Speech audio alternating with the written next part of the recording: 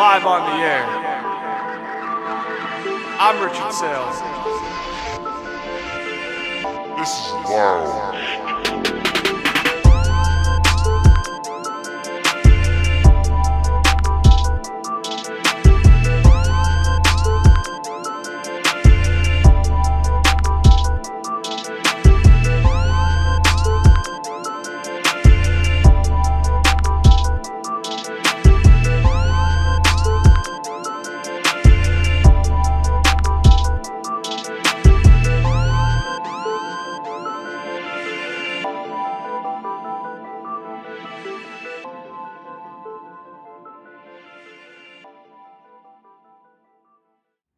Hello, welcome back to another episode of Lounge Time. I'm your host, Rich Saile, and today we have 1 week, 1 game down in the books. Last night, the Cowboys and the Eagles played. I'm going to talk about that game in just a moment. Plus, college football, week 2 picks. Yes, I have a few games that I picked, scores, winners, you name it. Plus, NFL week 1 is upon us. Chiefs, Chargers tonight. Bandwagons. You think I'm going to pick you? You're going to have to find out. I'm teasing it. Yep. So, plus, Survivor Pool's back. My fantasy football roster. You name it. And we also have GUA-RAN-TEEs. Yup, we got them back. So, because we have a lot to get into, let's quickly dive into Cowboys and Eagles. Now, there was a lightning delay in the middle of the third quarter. And then no one scored after that. I think, if anything, Philly kicked a field goal. That was about it. Philly might have kicked a field goal. Maybe it was before the lightning delay, but not much scoring after that. But let's talk about strictly the Eagles first because something's really caught my eye. Now, I'm going to wait on a particular moment in the game. First, I want to just talk about the game as a whole. They did not play their A game, and they won. But how did you win? Well, I'll tell you one thing. Jalen Hurts didn't miss a beat. He was accurate, on time with the football, scrambled and extended plays, knew when to slide when a defender was about to. Yup. He made smart decisions. And I feel like, and I've always thought this with him, I never thought he was a bad quarterback watching him. Even when Alabama, Oklahoma, I never thought he was bad. Yeah, did he have some issues with accuracy a couple times, maybe in Alabama, and probably wasn't moving the ball at certain times? Yeah, but, I mean, he just needs a situation where he needed to develop, and he went to the Eagles with Doug Peterson, which he did a good job his rookie season, getting him a couple game reps, and then Nick Sirianni comes in. And look at Philly. Think about this. 2 Super Bowl appearances. All 4 years they've made the playoffs. And Jalen Hurts is getting slowly better in that system. And he's gone through 3 new offensive coordinators, I want to say. Shane Steichen first, then Brian Johnson, and now Kellen Moore, and now the new guy, Patello. 4 new offensive coordinators, and now this is 5 years, start of the season, the 5th season with him under Sirianni. So, surprisingly, through the carousel of coordinators, he's looked better and better slowly.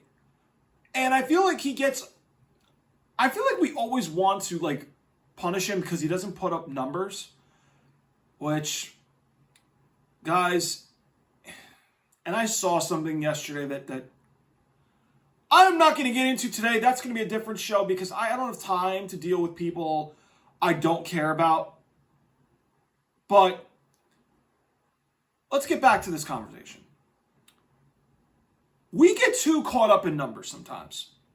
Instead of how you play the position and do you do what you're supposed to do to help your team win. In this case, Jalen Hurts didn't put up numbers, but he did what he had to do to win. He threw the ball on time, accurate, slid while defenders were about to close out, trying to knock him you-know-what off. But he made good decisions. He got in the end zone twice. He made good decisions, and I feel like that's a good sign of him just running the offense the way he needs to do it. He doesn't have to go put up 300-plus yards passing. He doesn't have to rush for 150 yards, 200 yards. No, he just has to manage the game the way he does it, and I think he does it really well. And I feel like it's very difficult to hate on him in a way because he doesn't have like a brash persona. He just keeps his head down and works. And I like that about him as far as just he's always feeling like he can get better. He's even keeled. He's calm. And it feels like nothing phases him. Nothing phases him. Even in the Super Bowl loss to the Chiefs a few years back, nothing phases him. And I think it's a really good sign. Barkley, he had the one-hand catch that caught my eye. That was pretty cool, but didn't really go off like he did last year. But he kind of was slow out of the gates last year. And then by midseason to the end point, he was going nuts. But Dallas kind of kept him in check. No really big, long runs that just home runs, nothing like that. A.J. Brown and Devontae were really quiet. It was basically Dallas Goedert show, a little bit of Saquon, Jalen running point guard, and then let your offensive line do what they got to do. And that's what the Eagles did. A.J. Brown and Devontae didn't do much, but I don't know if that was kind of just running vanilla plays, basic plays to where they kind of wanted to just establish what they are, which is a running football team, and then kind of work Jalen to get some plays to see over the middle and stuff like that. But A.J. Brown, Devontae were really, really quiet. The defense, though.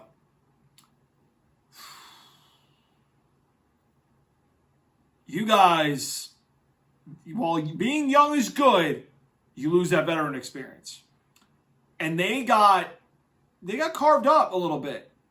They got worn down, it felt like, up front a little bit. They made some nice plays where they kind of stopped Dallas short a couple times. Then they got to some times where it was a loss, right? Secondary, Quinyon Mitchell did good, but then Adoree Jackson got cooked. DeJean was kind of quiet, but he was playing nickel. The hit Blankenship got flagged for. I understand we have the new rules in place to protect the players and stuff, but there comes moments where you're like, what is he supposed to do? What is he supposed to do?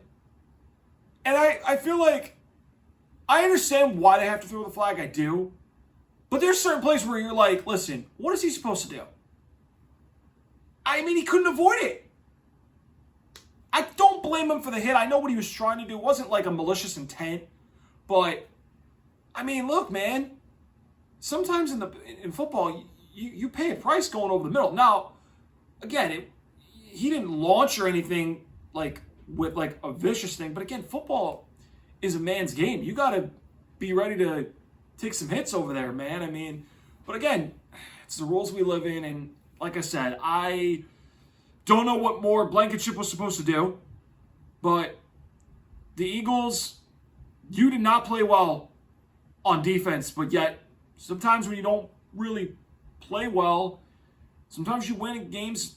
And this was one of those times where they won, but it kind of felt like you lost in a way. But they pulled it out. They got some stops. And unfortunately, CeeDee Lamb had 3 critical drops. And that was kind of a big difference in the ballgame. Let's go to the Cowboys. Now,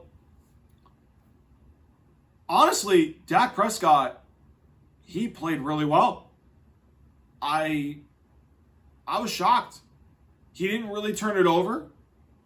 He made good decisions. He kind of really did a good job. I mean, Javonte Williams, I knew he was going to get involved. I mean, 2 rushing touchdowns. You could see that Brian Schottenheimer is adapting what his old man Marty Schottenheimer did, which he was a running heavy team, power football. Called the Marty Ball back in the day. He brought some semblances of Marty Ball in and then play action, and then they got Lamb. Pickens was a little quiet, but, I mean, CeeDee Lamb, he did make some nice plays, but then in the clutch moments, he just couldn't hold on to the ball, and just, you feel for him, but he'll learn from this. He's gonna be fine this season, but somebody has got to help him besides that. And I know that there was moments where Kevontae Turpin was actually lined up like Deebo Samuel was a halfback with the Niners, and they kind of had some gadget plays for him, which was pretty awesome to see. But Dallas looks like they're going to be a running team with play action, and they're going to try to stop the run. So they're adopting an old school mindset, which they're going to be all right. They're going to be average, but they're not going to be anything that you go, they could be playoff worthy. They're not. Although I'm going to cut right to the chase because I want to get to my week 1 picks, and then I want to get to a lot of stuff regarding the NFL. This is mostly what today's episode is about. I have the Eagles winning the NFC East. Shocker. But I have them winning the NFC East. I feel like they're going to get things solved. But after last night, I still feel like this team is going to be fine. I just feel like their schedule, you got to get up for every game. And I want to see how Philly gets up, especially, 10 days from yesterday. But now you got to get up for a Super Bowl rematch and on the road. And you might be doing it without one of your best defensive players, which is the last thing I'm going to bring up before we move on. Jalen Carter, projected number 1 player a couple years back, 2 years ago, gets picked 8th or 9th in the 2023 draft. Arguably the best defensive player in college football in 2022. And 21, he was just unbelievable. Okay, second team All-Pro last year. Had a strip sack, I believe, on Mahomes, and he had a huge hit on him in the Super Bowl. What the fuck were you thinking first play of the game? Like, how stupid could you be? What the fuck you doing spitting on another man, bro? You pulled a Bill Romanowski. Yeah, Bill Romanowski, if you don't remember, 97 at San Francisco, which was actually the game Joe Montana got his jersey retired at halftime. Yeah, that was the game where Bill Romanowski spit in another man's face. J.J. Stokes, wide receiver, very good receiver in the NFL. Bill Romanowski spit on J.J. Stokes' face. And that's what Jalen Carter just did to Dak Prescott. Here's the thing, though. You couldn't even wait to get on the field, and you did it right away. 6 seconds in, you got ejected. What the fuck's wrong with you, Jalen Carter? I mean, come on, man. You can't put your team behind the 8 ball with that. I mean, and Dallas was like, he's out of the game? What? Okay, we can probably go back to what we do. Run the ball and then wear him down. Well, he didn't wear him down, but, I mean, sure made it easier. He would not have made it easier had he been on the field and fucking stopped being stupid. I mean, Jalen Carter, come on, man. I know you're a young player in the league. That is no excuse. The fuck you doing, man? And guess what's going to happen now? Ready for this? You're going to get suspended in a game your team needs you against the fucking team who you just beat in the Super Bowl.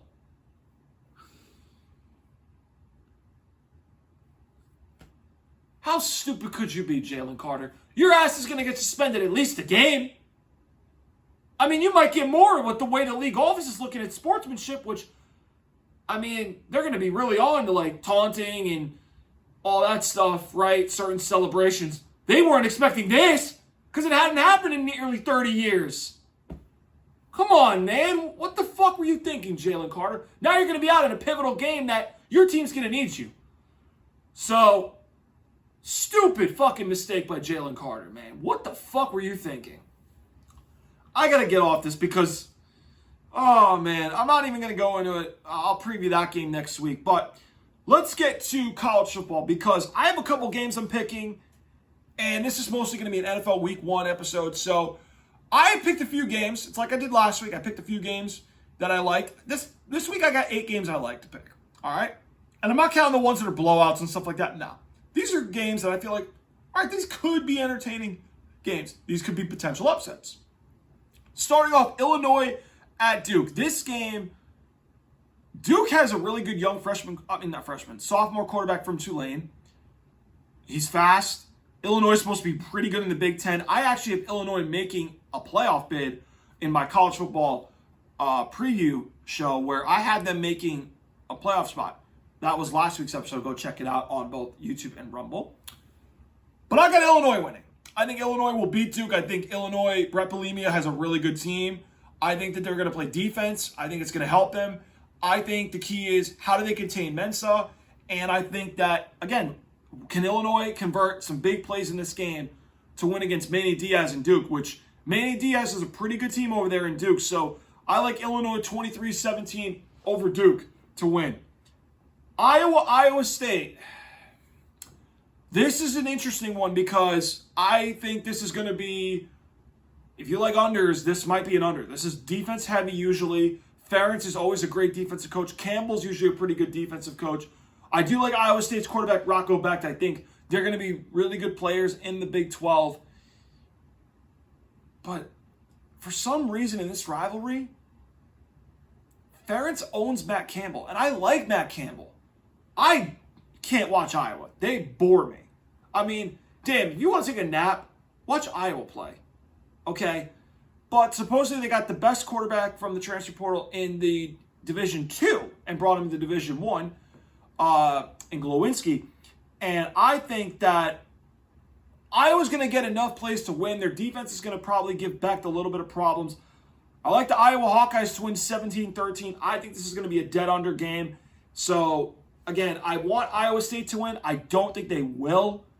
But Ferentz owns Matt Campbell. I hope I'm wrong on this, but I like the Hawkeyes 17-13 over Iowa State.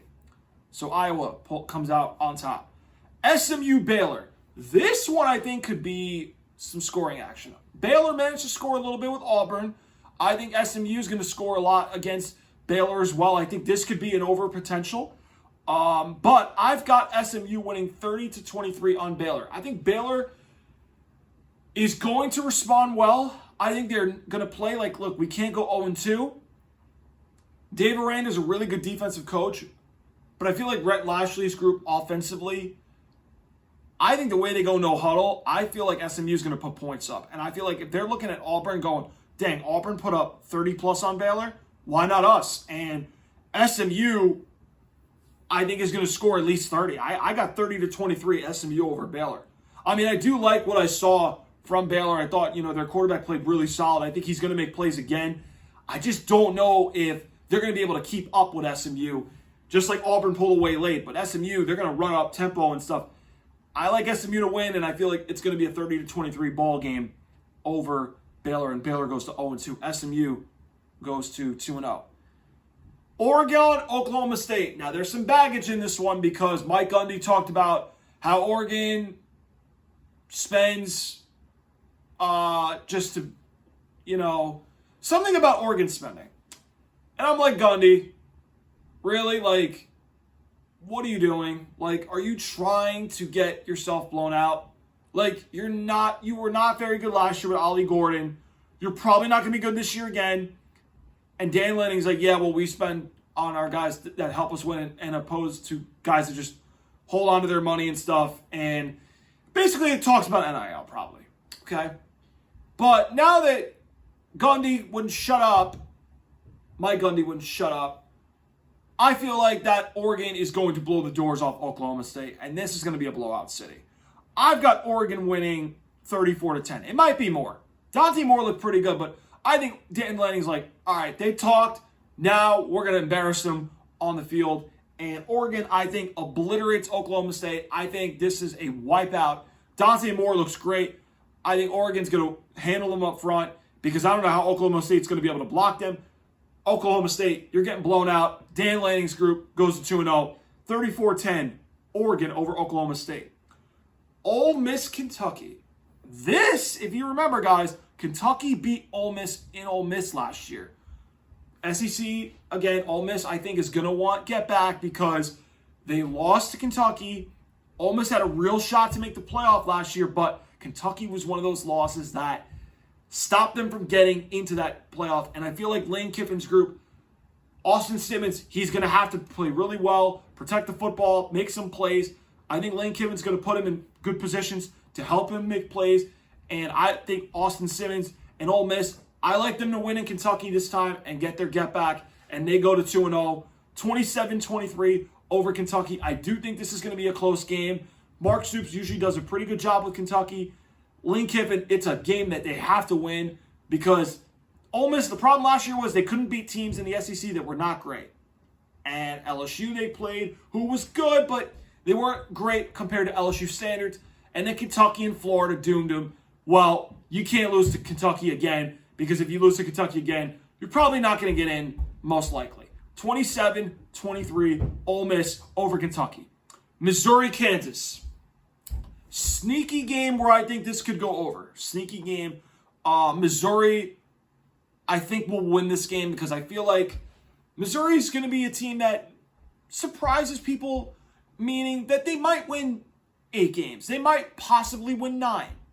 I know Brady Cook and Luther Burden are gone. I know, but Missouri might sneak in maybe with 8 wins. This is not a bad team. Kansas, I don't know what they're going to be. I know they had that one good year after all those awful seasons, but Missouri against Kansas, like I said with Baylor and Auburn, I don't know how certain teams that are, pretty good in the Big 12 or pretty good, in this case, pretty good Big 12, hang with the SEC. And again, Arizona State's in a little different predicament because they're playing Mississippi State, which is bottom tier in the SEC. But I think that average Big 12 team, pretty good some years, against a pretty average SEC team, the SEC team's probably going to win. I like Missouri to win 27-24 over Kansas. Oklahoma and Michigan. This is a game where I think, one, I'm going to be watching because I've heard Bryce Underwood looked really good, albeit against New Mexico. He's a 5-star quarterback that they got, but boy, a lot of people say, this kid, he's going to be a problem. And he's big. He can run. I mean, he looks scary. But this is against a really good defense with Brett Venables over in Oklahoma, and they're going to disguise looks for him. I think that they're going to make him have to figure out, okay, is it this coverage? Are they going to send these guys? And I think Bryce Underwood being in his second start on the road, tough environment, I think that Oklahoma, with John Mateer, who probably was one of the best finds in the transfer portal from Washington State. I've heard Mateer's gotten some comps to Cam Ward because of Washington State. He played before Oklahoma. I think he's going to put up some numbers, but are they going to be able to protect Mateer? And that's something I'm curious to see. Michigan did lose Mason Graham. They did lose some guys, which I think helps out Kenneth Grant in the middle as well. They lost. Will Johnson in the secondary. I think the Michigan losses might come back to bite them, and I don't know if they're going to be able to stop Oklahoma just enough to win this game. I like Oklahoma to win 23-20 at home against Michigan. This is going to be a coin flip game, though, but I like Oklahoma to beat Michigan. South Florida and Florida. Now, I'm going to get to guarantees, but this is mostly for NFL because I have some plays I really like for NFL this week. In college, remember this. Florida goes to LSU next week. South Florida just destroyed Boise. Florida is an upgrade over Boise, yes. But Florida's looking at LSU going, that's a big game for us next week. South Florida looked pretty good against Boise. They might be right now the group of 5 team that might make the playoff. And the line is, guess what?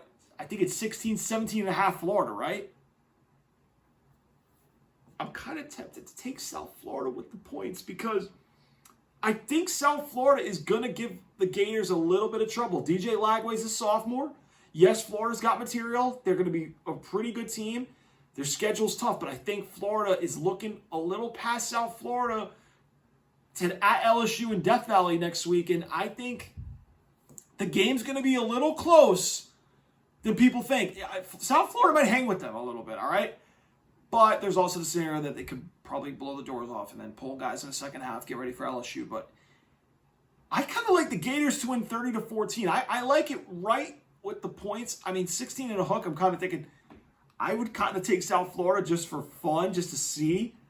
But I think Lagway and them, they will win. They will get 30 points. They'll get, right around that point spread. But little tempted to try South Florida plus the points. But again, I want to see how South Florida looks after beating Boise. They got some confidence, but Florida is a bigger upgrade than Boise, so could be blowout potential. But I think South Florida can hang with them, but Florida Gators still win 30-14. So that's my college football plays this week. And let me say this, right? I had 8 games.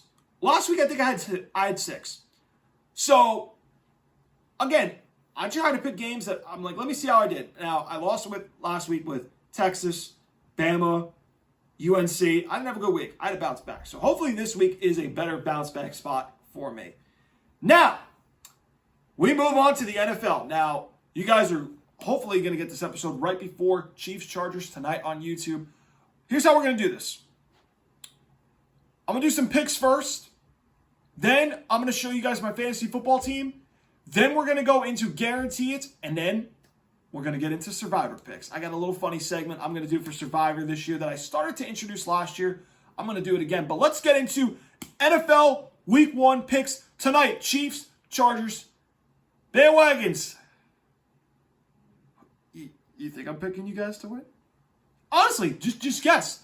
You guys already, this head of the snake is back. He's been talking since July, or not even that June, about how Mahomes is being disrespected and how, like, it's revenge season. He's going to put up better numbers than he did from 18 to 22, blah, blah, blah, blah, blah, blah, blah, blah, blah, blah.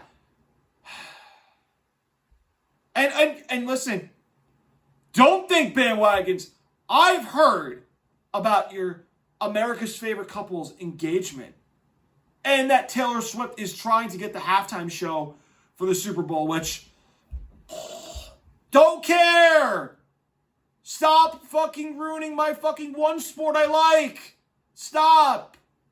I don't want to see her in the halftime show. I don't care. No one cares about this anymore. Let's play football, man. Let's talk about the teams, the product on the fucking field. I don't want to hear about their engagement or her performing at the halftime show. Stop. No. Let's talk about football field. Bandwagons, I'm telling you, you're getting on my last damn nerves. You're getting on my last damn nerves. You couldn't shut up and be humbled. But you were humbled in the fucking offseason. And I don't care if you were talking fucking shit since July and I have fucking people on X bothering me about arguing with some dude who, by the way, his fucking bio, he was like, bro, you saw it in his fucking Twitter bio where, like, he's like, Patrick Mahomes is my Lord and Savior. And I'm going to find his @ thing, but I responded to him back in, like, July, and we were arguing about how the refs were bailing the Chiefs out, and he's a Chiefs bandwagon, okay? And I was telling him, like, the Bengals game, you're going to tell me that was a PI? Well, basically, you know how that conversation went. It was to a point where those bandwagons give me a headache, okay? So you guys have been gassing your team up since fucking July, okay? So, bandwagons, you have no excuse. Rashawn Slater's out for the season for the Chargers. That sucks. I wanted to take the Chargers, but he's out. That's a big injury. I like Justin Herbert, but he has not really been able to beat Mahomes much. And I like Jim Harbaugh. He's a great coach. But losing Slater, you're probably moving all out of position, which I hope not. He's going to be good, but this is not a good problem to have against Spags. You know Spags is going to blitz. Bandwagons, I'm going to give you the win. All right, I'm giving you the win. I feel like that Roger Goodell is going to be at the game, and he's like, we have the best market in Brazil, the best player. We kind of need him to win. Yeah, I'm going there. Yup. You bandwagons are going to win. The refs are probably going to be on the script side again, which, I don't think last night had anything to do with the script ahead of time, but I don't think that was in the script, but this is definitely in the script. They're winning this game 27-23. Bandwagons, you win. You're not beating you're beating the Chargers. You're going to win 27-23. If the Chargers win, though, I'm not going to celebrate too much, but I will be laughing if you lose. I will be ready. So, bandwagons, if you lose to the Chargers, you know I'll be responding on X. You know it. So, 27-23, Chiefs over the Chargers. Tampa Bay at Atlanta. Now we start with the Sunday games. Bijan Robinson. I took you second overall in my fantasy draft. Hint for later. I think Atlanta should score points. Penix is starting now over Kirk Cousins. In a little bit of games Penix looked, I think he's going to be good. I think now having a full offseason to learn the system, the offense going through him, I want to see if he takes that jump from year 1 to year 2. Showed some really good signs last year. But I think Tampa is actually a pretty damn good team. Godwin might not play week 1. Emeka Buka, one of my favorite picks in the draft. Mike Evans. I know McMillan's banged up, but Baker Mayfield, I feel like he's been a different guy, and I think he's been really good since he went to Tampa. And I like Tampa to start off strong. And I'm going to tease something later. This is going to be a game of points. So I like Tampa Bay to win 31-28. I think that Abuka's going to have a big game. I think Evans will get one score. Atlanta, I think, hopefully Bijan will put up points for me, please. I think Penix will throw at least 1 or 2 touchdowns this game. I like this game to be high scoring, and I think it's going to be an underrated good game. I like Tampa Bay 31-28. High scoring matchup. It's in the Dome. So I like Tampa to win in Atlanta, and I think it should be interesting, and I think it'll be a good game. Bengals-Browns. Bengals, you're known for starting off slow every single year in the Zach Taylor, Joe Burrow era. The Browns somehow always beat you in Cleveland. But I thought about this game and I said, the Bengals need to get right. This needs to be a game where they have to go off. So they have to put up at least 30 plus, right? But then I thought to myself, I'm like, Cleveland's offense can't score. You've got Deshaun Watson starting, and I'm like, oh, this is not going to go well. But then I watched Cincinnati's defense, and I'm going, they don't look good again. They look slow. They look like they're going to give up points again. And they tried to blame Lou Anarumo like he was a scapegoat, and they look worse. And I'm going, I don't know. And Myles Garrett's going to be there rushing the passer. Mason Graham in the middle. I don't like this. I'm not saying Cleveland's going to win, but Cleveland's going to put points up. I do think this is another game where you're going to see some points up. Division rivalries are so weird. They know each other very well. I think the Bengals will score 30. Jamar Chase. I need you to score a touchdown. I got you in a parlay with something. Please. Please give me a touchdown, Jamar Chase. You and one other person, which will be in one of the later games. Chase, I need a touchdown. Bengals win 30-24 in Cleveland. I think the Browns are going to score points. And people are going to go, really? With Deshaun? Jerry Jeudy's not a bad receiver. I think he's going to have a big day because I don't know who the Bengals have covering him. I think Njoku will score. I think they're going to get Jerome Ford going a little bit in the running game. Stefanski loves to run the ball. Cincinnati was not a very good defense last year. I don't think they're going to be a good defense again, even though they finally locked up Trey Hendrickson. I think the Bengals have problems. I think the Browns will get to Burrow with Graham, with Garrett. I think their front four will get to him at least twice. But I think Joe Burrow will make enough plays. Jamar Chase does score a touchdown. Bengals win 30-24 in Cleveland. Miami at the Colts. Tua versus Daniel Jones. Oh, great. 2 quarterbacks I absolutely don't like. And I have to pick one of them to win. Rich, what do you like about Daniel Jones? The dude's a turnover machine. Oh, but he's won a playoff game. He's won more playoff games than Mac Jones did. You beat the fraudulent Vikings. Everyone said they were frauds that year. And I'm sorry. My friend's a Vikings fan that's watching this. I'm sorry. I know he's not going to like this comment, but Daniel Jones has 1 playoff win. And then what happened? Oh, yeah, he turned back into the turnover-prone, mistake person that he is, and then he got caught by the Giants. Now he's in the Colts. But Daniel Jones was in Minnesota last year as a backup. He didn't really do much. So, Tua, you have no excuse to not lose to the Colts. 0. Tyreek's back. You have Jalen Waddle. Achane people love in fantasy. I don't. Darren Waller might not play, so I wonder who Mike McDaniel's going to have at tight end. But their offensive line still shaky. Their defense. Who is their best player other than Minkah Fitzpatrick? Other than Minkah Fitzpatrick. Bradley Chubb, he could barely stay healthy. Okay? So I have very serious concerns about Miami's defense, but I don't think the Colts offense puts fear in Miami's defense. Jonathan Taylor, I think, will have a big game. Michael Pittman should be solid. They tried to trade Alec Pierce. No one wanted him. I think he's a pretty solid receiver. But at the end of the day, it's Daniel Jones at quarterback. He's only going to get you a couple points, but he's not going to do enough to win the game for you. And I like Shane Steichen as an offensive mind, but, like, it's not going to be enough. Miami 24-16 over the Colts in the Dome. New England at Vegas. New England hosts the Las Vegas Raiders. I almost said at Vegas. No. Vegas travels to New England to take on my New England Patriots. Now, I was feeling confident until I found out just recently Christian Gonzalez is out for this game. I want him to get right. But here's another angle that scares me. For some weird reason, we can never beat Geno Smith. Pete Carroll, first game in Vegas, okay. I think he's going to want something against New England, especially since New England fired him. I think that Chip Kelly calling plays scares me because Chip Kelly's a damn good offensive coordinator.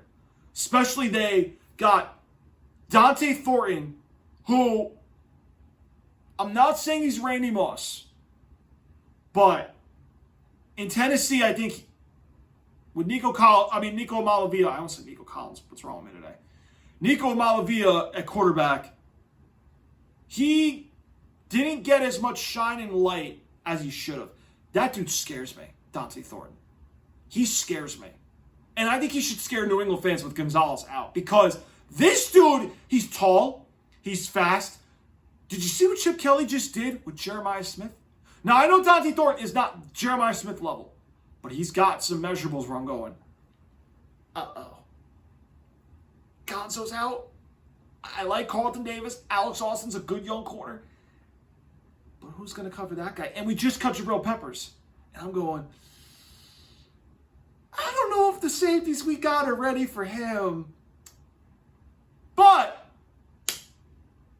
Will Campbell's questionable too. Our starting left tackle, who I like, and I hear he's questionable, I'm going, not this week, because they played Max Crosby, and Crosby killed us 2 years ago, and I'm like, no, we can't have this, not this week. Hopefully he's going to play. I'm a little worried he won't.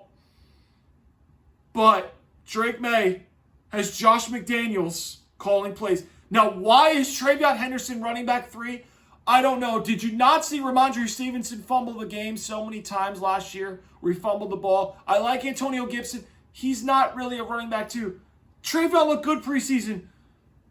I thought he'd be the running back 1. Running back 3? Frames, I love you, man. Like, don't doghouse him. He's good, but, like, really? You got him as your running back 3 going in this game? I mean, Henderson, you're going to need. Maybe they're going to use him more for pass blocking situations or passing downs. I don't know, but no, like, and then Diggs is good to go, hopefully, which will be a good sign. I hope this kid Kyle Williams we got is going to be really good. I'm going to take New England, but I'm a little cautious because I'm scared Chip Kelly's calling plays. Dante Thornton can probably have a crazy game on us. Okay, Geno Smith, we never beat for some weird reason. Max Crosby might wreck the game. Pete Carroll's got vendetta against my team. We always never beat Pete Carroll. I want to beat him for once, please. I know he beat in the Super Bowl, but I'm talking outside that Super Bowl. We have not beaten Pete Carroll. Please, we got to beat him. All right? I got 24-21 New England. I'm a little nervous. I was feeling good a little bit, but I like New England to win 24-21. I think that New England will win, and I think that they'll get by. Cardinals at the Saints. Is there any question who I'm rooting for here? So I got this friend of mine, okay? He's my friend's brother who I'm trying to get on the show, and we're working it out. But this guy, and I want to make a meme right now because this guy is literally the definition of, oh yeah, we're going to be good every year. He's a Cardinals fan. Okay, so this guy just got into football last year.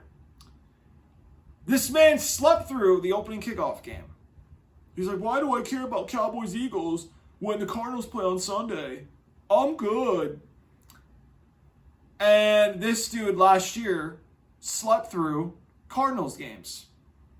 Yet you're claiming you're a Cardinals fan. Buddy, you ain't no fan unless you watch the games, my man. I'm sorry. You're not a fan. So, you should win this game. Again, I'm not throwing shade on Cardinals fans as a whole. No. My friend that claims he's a Cardinals fan, yet sleeps through the games. Just understanding his story here, okay? But my friend is supposed to come on the show, and his brother's a Cardinals fan, supposedly. But he sleeps through the games. Anyway, Arizona should win this game. I feel the most confident in them. But I have one other team I'm a little more confident for something later. But Arizona, I like to win 31-17. The only worry I got in this one is I feel like this is like the New England Bengals game last year. And you guys remember this because last year I said this. I said, take New England with the points. If you remember, guarantee it's last year. If you remember, I said I would not take the Bengals in Survivor because I was like, I got a sneaky feeling that because they start off slow, take the points, Cincinnati might come out slow, and New England might sneak up on people. And I said, I didn't think New England would win the game, but they would keep it close. What happened? New England won. I got weird vibes of that game from last year into this matchup because I feel like everybody thinks the Saints are going to suck. Rather looked pretty solid at Tampa last year. But Kyler Murray, again, you've got Marvin Harrison Jr., you've got James Conner. You've got no excuses this year. Zero. You should be a wild card team. But I'll get to that in a little bit of a moment. But I got Arizona 31-17 over the Saints. I think the Cardinals handle New Orleans convincingly. And Kellen Moore, it's going to be a long year for you, but I hopefully they could rebuild over there. I mean, the salary cap with Sean Payton, Dennis Allen over the years, they absolutely ruined them. 31-17 Cardinals over the Saints. Steelers, Jets. Aaron Rodgers is back in MetLife. Do we remember the last time he opened the season up in MetLife? Not so great. Yeah, I don't wish that on him, though, but I'm just saying. And don't say, oh, it was the Jets beating New England. No. I'm talking about opening the season in MetLife. Game 1. I was back in college for 2 years, and that was the first of the 2 years. And yeah, shockingly. But hopefully that doesn't happen again. I like the Steelers to win. I think that Rodgers is going to want get back on his team that he played with last year. I feel like he's going to want to start the season off with a ready to go, and he's going to want to stick it to Jets ownership. Aaron Glenn, he probably remembers what he said in the exit meeting about him being there and for the long haul, and they were like, all right, we'll let you go and stuff. So I feel like that Rodgers with Mike Tomlin, that defense, I think Arthur Smith, they'll get enough points to win the game. I think they'll get 20, but I think the Jets will hang around a little bit because that defense under Glenn, I think they're going to be good, but offensively, Justin Fields also plays his former team. And Justin Fields, I thought, looked pretty good against the Steelers, but something just felt off with him. And I feel like he's going to be good, but the Steelers know him. I feel like they're going to expose his weaknesses a little bit. I like 20-13 Steelers over the Jets in MetLife. Aaron Rodgers gets a win against his former team. Washington at the Giants. Oh, no, Giants at Washington. I'm sorry. Giants at Washington, all right? Jaden Daniels looking to build off the strong finish they had last season up until the NFC Championship game. Deebo Samuel now is in Washington. Terry McLaurin signed. But sophomore slump? The Giants have Russell Wilson starting. And a big year for Brian Daboll and company. Now, I have two friends of mine that are Giants fans. And they're awfully quiet this year. This is the first year they're going to admit that they're going to suck. Not only that, they ain't talking shit this year. But my friend, who I'm going to try to get here next week, he's a Commanders fan. He thinks that they're not going to be as good as they were last year. So, I like Washington to win. I think Washington scores the Giants. Jaden Daniels, I think, will put up at least 28. I think the Giants will score 17. I do. But I think Russell Wilson just makes a couple of mistakes where you go, yeah, that's the Russell Wilson that did not play well at the end for the Steelers and that played not so good for Denver. That's going to appear in this game. So Washington 28-17. I think Jane Daniels picks up where he left off from last year. With Terry McLaurin and Debo in there, I think they're going to get some of those young backs involved. Eckler, Krosky, maybe they'll get him a few plays. I like Washington to win 28-17 over the Giants. Jacksonville against Carolina in Jacksonville. So I heard this interesting stat, and I think I told my Uncle Al when I had him on the show. Did you know that both of the years that the Panthers have opened up with the Jaguars, they have went to the Super Bowl? Yeah, that's interesting, right? So you're thinking, oh, is Carolina going to go to the Super Bowl this year? No, I'm not saying that. But I find it interesting because I almost wanted to take the 3 and a hook with Carolina. I couldn't do it. It's not part of my guarantees, though.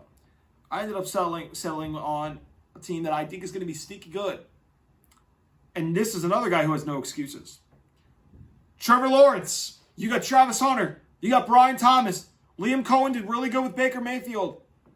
Hopefully, you do better with him than you did with Doug Peterson. You have no excuses, man.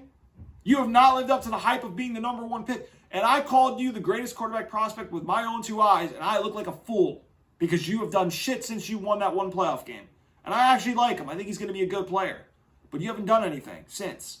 So you need to win this game.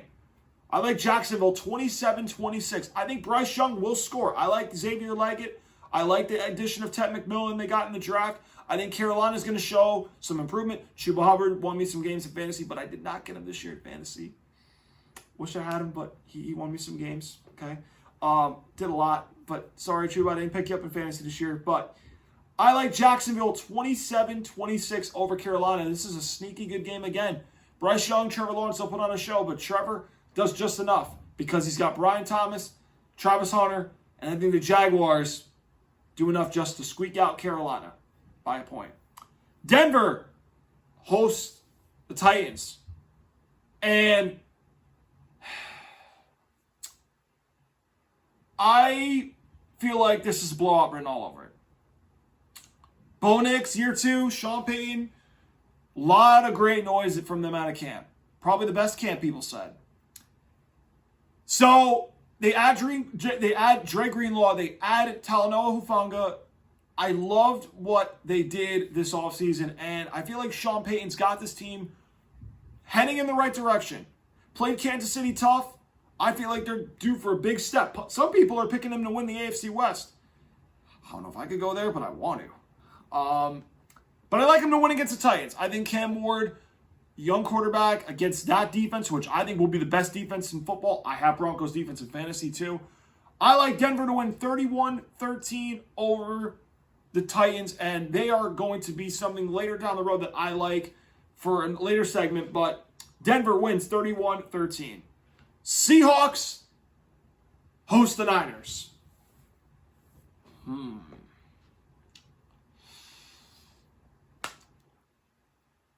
This game smells. People think Seattle with Darnold, they traded DK, Lockett's gone. Oh, they're not going to be that good. They caught all their big guys on offense. But the Niners lost Debo. Trent Williams getting older. McCaffrey's injury prone. Kittle's injury prone. Brock Purdy, he might start off slow. Their defense, yeah, they got Robert Saleh, but you lost 2 guys that were big parts of your Super Bowl run. Seattle's a tough place to play. The 12th man's amped up, ready to go. Mike McDonald, sneaky good defensive coordinator. Shanahan usually has a good play calling to start the season off. He's had a whole offseason of game plan plays he wants to use. The innovation, you're like, wait, what cool play is Shanahan going to come up with? But I don't think this is the week the Niners do what they're supposed to do. This is a very weird game. I'm taking an upset, and no one expects it. I'm taking Seattle to win 23-16 at home against the Niners. I think Seattle is going to have a game plan to limit Brock Purdy. I think Seattle is not a bad team on paper. Division rivalry, okay. I think that Darnold, I know, but Darnold also was a third stringer on Shanahan's system. So he has some knowledge of Shanahan's system a little bit. Okay. I think that Smith and Jigba, I think Cooper Kupp is going to help a little bit. Darnold, it comes down to you not making mistakes. And I feel like that Seattle's line's not bad. I think their defense is a little bit better than Minnesota's was last year. Seattle, I think, will surprise people. Very good secondary with, I'm drawing a blank already. And I can't believe I'm doing this. But they got a really good team. Devon Witherspoon, okay. Kobe Bryant. They have a really good secondary that I think will give them problems. Why am I drawing a blank right now? I don't know why, but I think Seattle will be a lot better than people give them credit for. Upset. Seattle wins against the Niners, 23-16. Green Bay, Detroit. Micah Parsons makes his debut for the green and gold. And this line swung from the last time I saw it until now. And I'm like, wow. Parsons just made a huge swing in this game line. I was going to take the Packers months ago. I still am. But I'm like, oh, there's a lot of hype building around. But I will say, this game is another one that's going to be scoring. Nance and Romo are doing it. I think it's going to be a lot better than people think in Lambeau. I like the Green Bay Packers to win 30-27 against Detroit. Green Bay is in all-in now mode. They're a really good team. I think that they saw last year, we need defense. We need a guy that can affect the quarterback. I do like their rotation of pass rushers. I do think they're really, really good. And this team being young, I think is going to help them. And they've been to the playoffs. And I feel like that losing to the teams of the Niners, of the Eagles, has helped Jordan Love get better. I think he's due for a big jump this season. I think he'll make that big jump. I think the Lions losing both coordinators played a role in my pick. I don't know what either of them are going to be. I think Campbell, you're going to start off the season 0-1.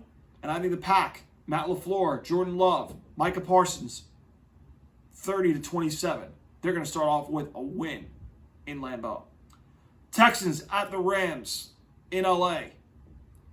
And you remember that player that I'm hoping scores with Jamar Chase in that parlay I'm saying? He's in this game. And it's not who you think it is, okay? Now, the Rams got Devontae Adams. The Texans really had a quiet offseason. I know they added Nick Chubb. I know he's going to be good. But he's also coming off major injury from 2 years ago. So I'm a little cautious of how the Texans are going to be. I'm a little worried about Stroud and them. But the Rams, I feel like they are going to be a very, very good pick for the NFC and could be teasing something later. Devontae Adams is a big addition. I think he's a better upgrade over Cooper Kupp. But he's not the guy I got scoring in this one. It's the other guy. Puka Nacua with Chase to score a touchdown. Sean McVay loved using him last year.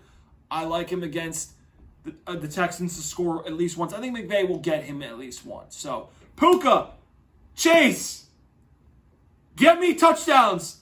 I want to feel like I can win a bet and go, booyah!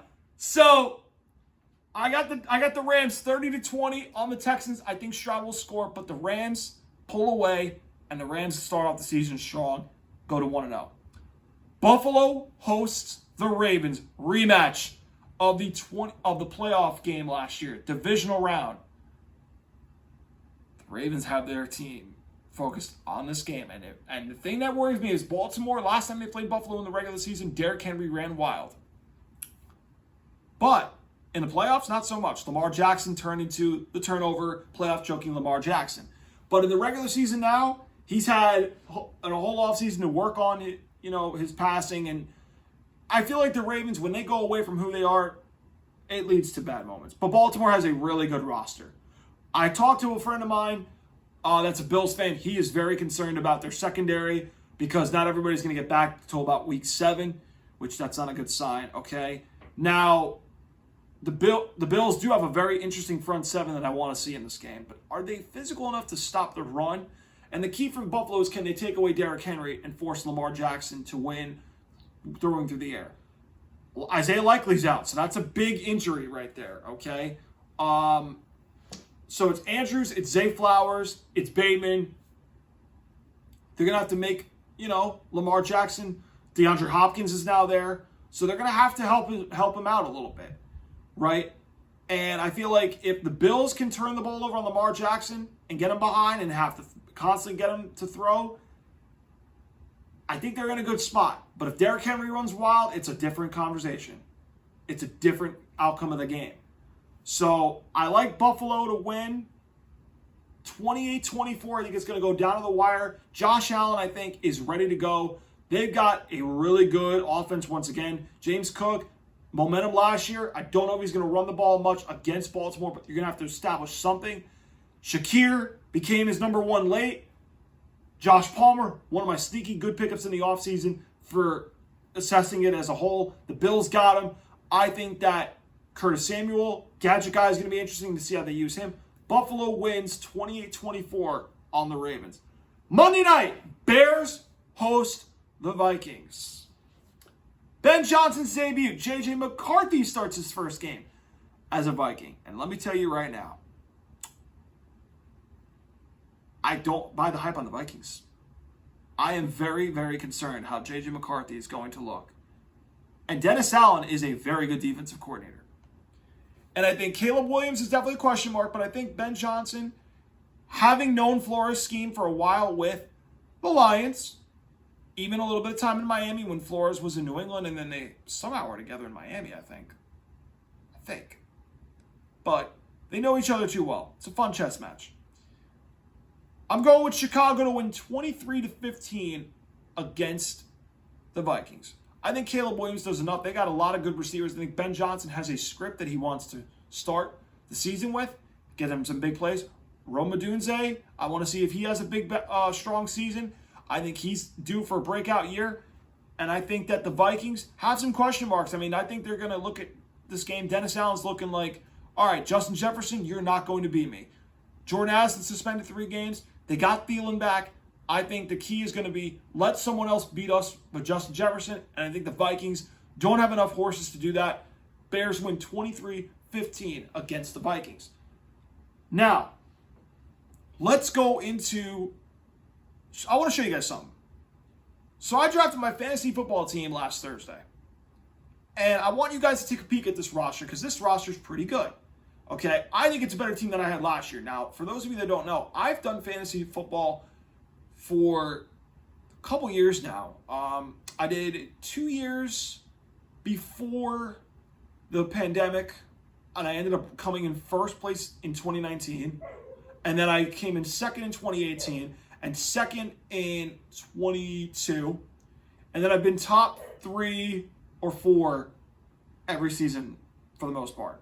So I'm usually pretty good at drafting. But I want you guys to take a look at this fantasy roster and let me know what you guys think in the comments.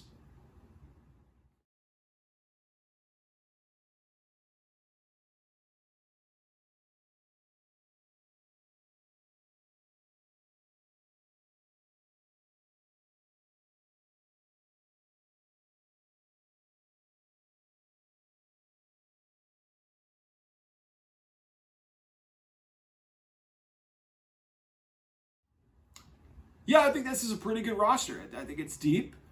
And I think that depth is always great to have in long fantasy seasons. Especially if you want to be a playoff team and you want to make it to the second weekend and then you want to make it to the finals. I mean, I think depth is important. And I like my depth. I think my only worry is injuries, But I think that I have a lot of guys that I think are going to be high usage players. So I like my team. I really do. So... you guys let me know what you think in the comments section. I like my fantasy team, for those of you that like playing fantasy.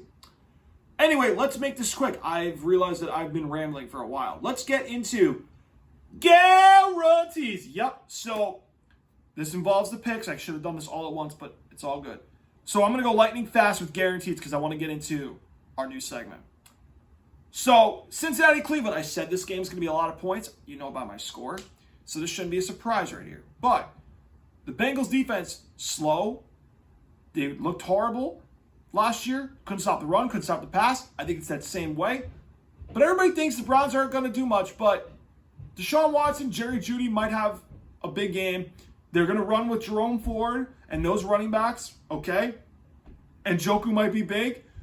I like over 48.5 Bengals-Browns. I think they're going to score. I know the Bengals want to start off strong. They want to get off to a fast start. It's been a big point of emphasis. Jamar Chase, T. Higgins, they've got weapons over there in Cincinnati. I think they're going to want to score over 48.5 Bengals-Browns. That's number one. Number two, we have an under. These two teams know each other because quarterbacks swapped roles. Fields went from Pittsburgh to the Jets. Rodgers went from the Jets to the Steelers. Rodgers knows the Jets defense practicing against them in the last 2 years. Justin Fields knows the Steelers defense. Aaron Glenn's defensive mind against Arthur Smith. Should be interesting. So I like this game to be an under because I think the Jets are going to play hard for Aaron Glenn in MetLife. It's going to be a big home opener for them. Rodgers, they're going to want to make sure they make him really uncomfortable. They know he's 41. They know one hit, he could be in trouble. I like the Steelers and Jets to go under. I think it was 37.5. I think it was under 37.5. But I like it to go under because I don't think this game is going to be a lot of scoring. I don't. Now you're probably like, Rich, that's a low total to go under, right? Yeah, but Arthur Smith's calling plays. I don't like Arthur Smith and Aaron Rodgers dynamic. The Jets, outside of Garrett Wilson and Breece Hall, what you got? You got really nothing. So you tell me. All right. Let's go to Tampa Bay and Atlanta. Now I teased this, okay? This is another game I think it's going to be sneaky high scoring. I have people in fantasy in this game. I've got Bijan Robinson. I hope he scores for me. Okay? I like over 46.5 in Tampa Bay, Atlanta. I think both teams are going to score. Falcons got weapons galore with Drake London, Kyle Pitts. Darnell Mooney was big for me last year, right? I think Atlanta has a lot of big-time playmakers. They got to get them guys the ball. Tampa Bay, Mayfield, you know they're going to score over there with Mike Evans, Abuka. They're going to have guys. So I like Tampa and Atlanta to score and get over 46.5. I like the number. Now we get into some home dogs, okay? And one of them is in my upsets. This is one of my favorite upsets of the week. I like this. Seahawks, give me the points, but we're going to go money line. Seahawks, money line to beat the 49ers. I think this is a game where the Niners look flat. They're going to look old. I think that Seattle, a lot of people think they're not going to be that great. I'm thinking to myself, well, we thought the same thing about some other teams that were supposed to lose and ended up winning. And I feel like it's going to be one of those weird games where Seattle, they're home, the 12th man's going to be energized. Sam Darnold was in the Shanahan system for a little bit. I think that's going to help. Seattle wins at home against the Niners. Seattle, home dog, money line. Let's go to the under in this game. I think both teams are not going to score as much points because I think the defenses are going to be the story. Robert Saleh's calling plays on defense for the Niners. Mike McDonald usually has a good defense over there in Seattle. I think it's going to be a run, play defense type game. I think Seattle's going to make Brock Purdy make one or two mistakes. I think that's going to happen. And I like Seattle, to keep San Francisco to 17. I think Seattle's not going to score a lot. 23-17 I had in my number, so that means under 43.5 in Seattle, San Francisco. So let's go to Detroit and Green Bay. Over. Lions lose both their coordinators. Green Bay, youngest team. Jaden Reed, Romeo Doubs, Matthew Golden. Got a bit fantasy. Okay. Josh Jacobs. I think they're going to go crazy on the Lions. But I also think the Lions are going to score. Even though, yes, they got Micah Parsons. But Packers lost Jair Alexander and they lost Rasul Douglas from a couple years back. I have questions about who's going to be their guy in the secondary other than Xavier McKinney. I like the Lions to score. I like Green Bay to score. Over 47.5. Lions, Green Bay. Let's go to another game. Texans, Rams. All right? The Rams are going to score. McVay is going to get Adams and Puka involved. All right?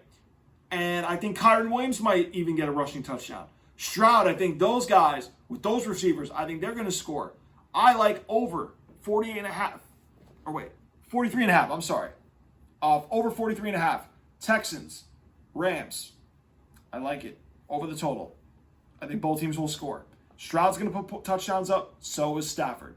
Even though people are worried about Stafford with his back, I feel like McVay doesn't play his starters in the preseason much. That won't matter. I like them to score over 43.5. Texans and Rams both put up points.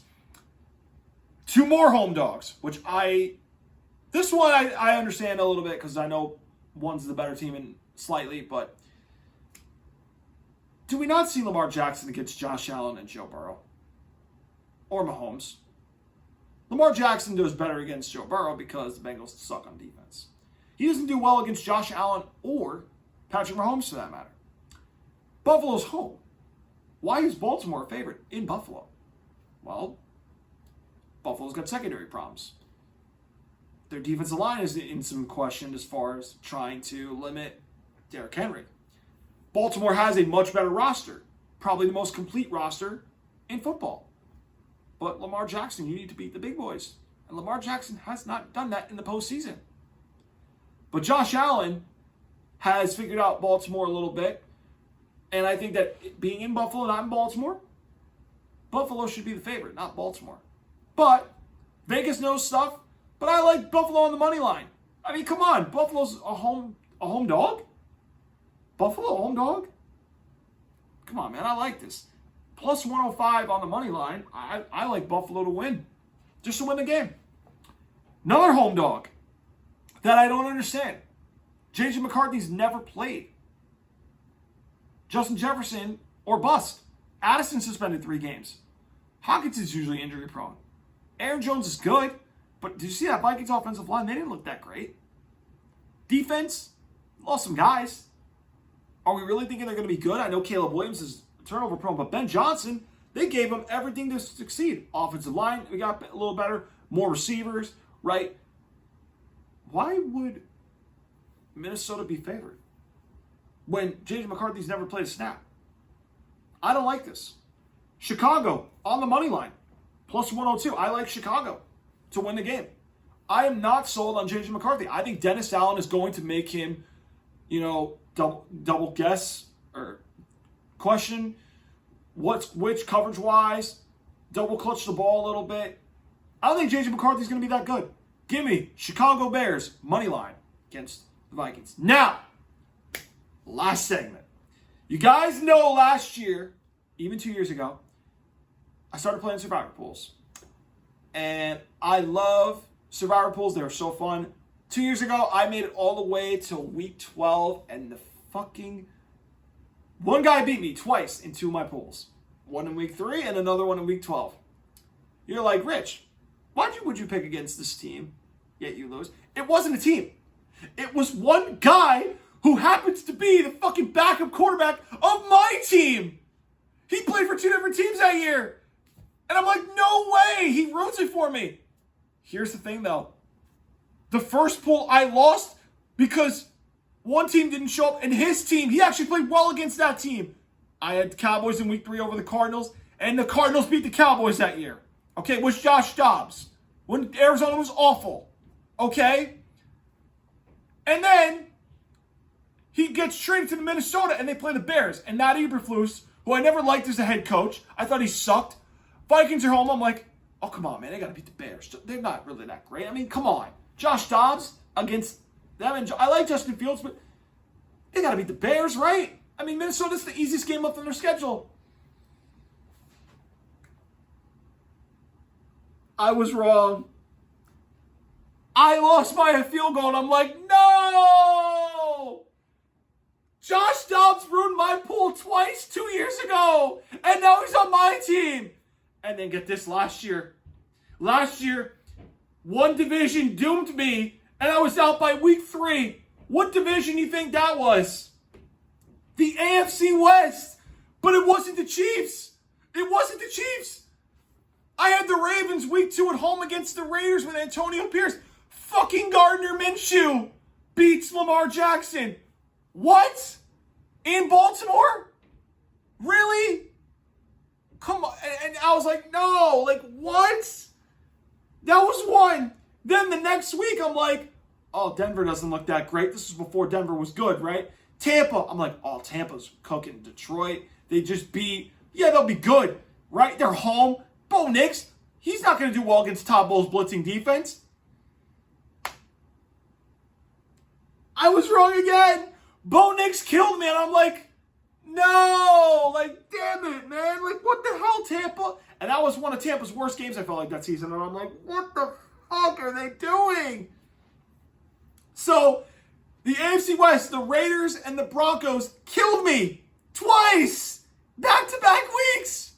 So, I'm hoping this year I at least get in the middle of what I was hoping, but that's even a stretch. But I got to play smart this year. And it's hard to play smart in Survivor. The first one, it's a miracle I made it to week 12. All right, but let's have some fun. All right. So, I like my best bet. Okay, this is one that I really felt comfortable with.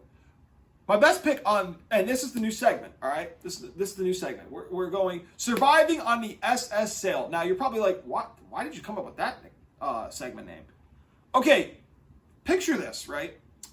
So you know how like ships are named SS something, right? Like Titanic-looking ships, right? Okay, and you're out at sea, right? And you're trying to get to a destination, but you know along the way there's waves, right? Okay, so you're basic and like predict that like, you know, maybe just maybe, you know, along the way there's probably rocks, there's probably really waves, okay? There's crazy things, okay? This is what my imagination is thinking when making this creative segment. So, if you get out in Survivor, the ship sinks. Okay? Now, Survivor, you go through sweats. You go through smooth sails on the seas, smooth waves along the sea. Okay? It can be smooth, but there's going to be times where you sweat. And I had that in 2 years ago. Okay? Giant spills, week 5, week 6. Okay? In Buffalo, 1 yard line. Okay? But the point of the matter is the journey is always sweaty. But your goal is to get to that really nice port island that people go, yay, we get to go there. That's what NFL Survivor picks are like. Don't judge me. This is a new segment. I make it because I deserve to make it on my own show. So, surviving on the SS Saile. Okay? And first pick that I love. Okay? First pick I love. Now, usually you guys know this. The first pool I usually do is my strongest pool. All right? So the first one I like, this is my best bet. The Denver Broncos are going to beat the Titans. Rookie quarterback, debut, usually doesn't go well. Cam Ward, they got Calvin Ridley, but Pat Surtain's going to be on him. All right? Restrepo is a practice squad player. Okay, so I feel like the Titans, yeah, they're going to run, but Denver's stout up front. And it's in Mile High. I'm like, oh, that's a tall task for the Titans. But the Titans' defense is good. Bo Nix, I feel like that Sean Payton's got a while now to kind of see what the Titans do well at. They're good versus the run. But I think Sean Payton should air it out a little bit for Bo Nix. Plus, Bo Nix killed me last year in Survivor. So, I feel like the Broncos, they're going to make Cam Ward have some mistakes. They're going to capitalize. Sean Payton's group is going to win in Mile High. It's one of my favorite bets. I love Denver. Denver's my best bet for Survivor. That's pick number 1. Number 2. Now, this one, when looking, you know, I talked to my cousin about this stuff, okay? And I have a couple friends joining on Survivor too, but he has different picks than I do, okay? This one, though, I think we agree on. So my second pick that I like is the Arizona Cardinals. Now, I like them against New Orleans because, again, Spencer Rattler, I think, is not so, like, he doesn't have a lot of game experience.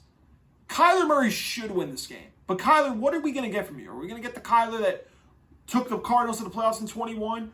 Or are we going to get the Kyler that kind of flamed out after that and hasn't lived up to that mega contract? I feel like it's one or the other. But I feel like the Cardinals, they had some good momentum last year. I feel like we'll get the good Kyler, and they will beat the Saints because I trust the Cardinals upgrades that they got. And I feel like that Arizona should go into New Orleans and win, although I feel like Kyler Murray is kind of one of those like hit and miss players. So Arizona is my second pick. Now, you guys are probably like, well, what are your other picks, Rich, in case I don't like Denver or I don't like Arizona? I'll give you a few brief ones that I like. All right?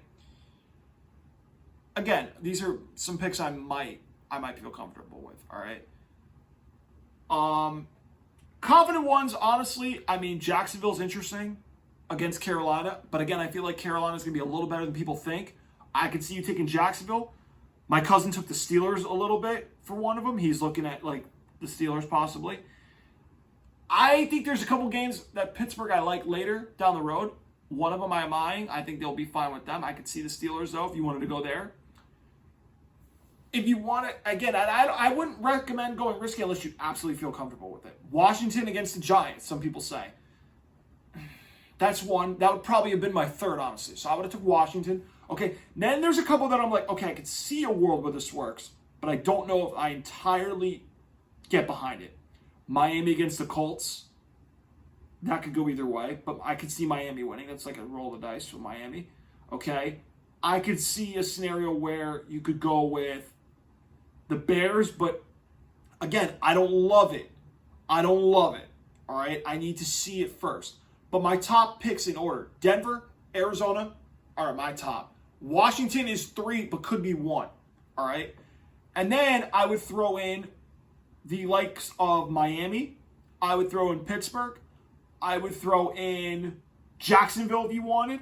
And then, again, you could see with Seattle and Chicago. I wouldn't strongly recommend it. I wouldn't. But any of the top 3, I would feel comfortable with. Maybe 4 or 5 if you really feel like, okay, I could see one of those other teams doing it. But I like Denver at home. Arizona on the road's a little more risky. I might take Washington and move them up because I feel like Washington should get right. But those division rivalry games are always weird. So, again, and Russell Wilson's a veteran quarterback that kind of worries me. And Washington's defense, I got to see how they look. But Denver, Arizona are my top plays on the SS Saile, surviving on the SS Saile. And we look to advance to another week. Survive and advance, okay? We look to do that, okay?